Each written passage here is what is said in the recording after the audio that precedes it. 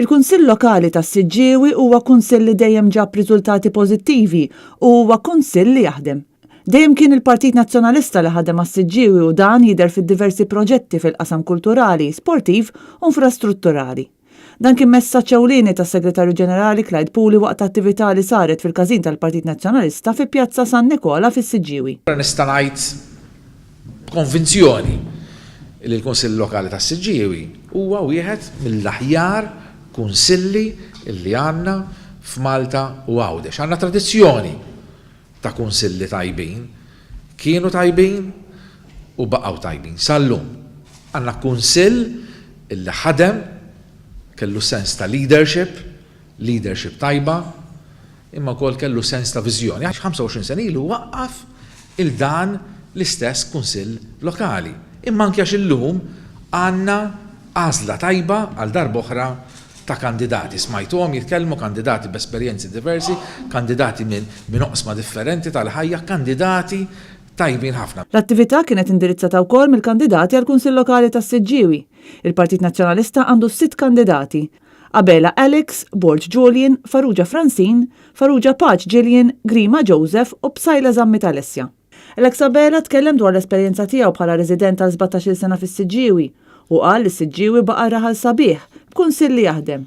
Abela qal li bħala professjonist mill-qasam tal-accountancy se jkun qed jagħmel l-almu tiegħu biex il-Kunsill Lokali jibqa' jkun wieħed professjonali u suċċess għal ġid ta' residenti Siġġiewin.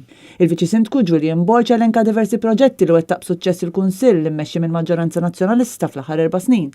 U tkellem ukoll dwar proġetti li għandu ppjanati l-Kunsill għas-snin li ġejjin u li jinkludu proġetti infrastrutturali u proġetti għal qasam soċjali. Francine Farrugia tkellmet dwar is-sem taż-żgħażagħ fil-politika, isemmit l-esperjenzi tagħha fil-Kunsill Lokali taż-żgħażagħ u l-programm Future Leaders. Francine Farrugia qalet li se tkun qed taħdem biex tkun viċin is-Siġġiewin u tifhem l-aspirazzjonijiet u l-bżonnijiet tagħhom. Joseph Grima tkellem dwar l-integrità fil-politika u qal li bħala persuna mis-Siġġiewi irid jagħti kontribut biex jibqa' jiġi mħares is-Siġġiewi bħala raħal b'ambjent mill-isbaħ. U qal li qed jikkontesta mal-Partit Nazzjonalista għaliex jemmen li għandu l-aħjar politika bbażata fuq l-integrità, professjonalità u viżjoni għas-Siġġiewi għall-pajjiż.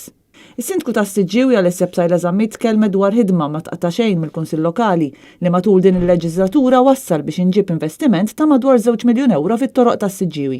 Itkellmet dwar xogħlijiet oħra li qed isiru b'fondi Ewropej u dwar investiment sostanzjali li se jsir fis-snin li ġejjin grazzi għall-politika ta' Malta fl-Unjoni Ewropea.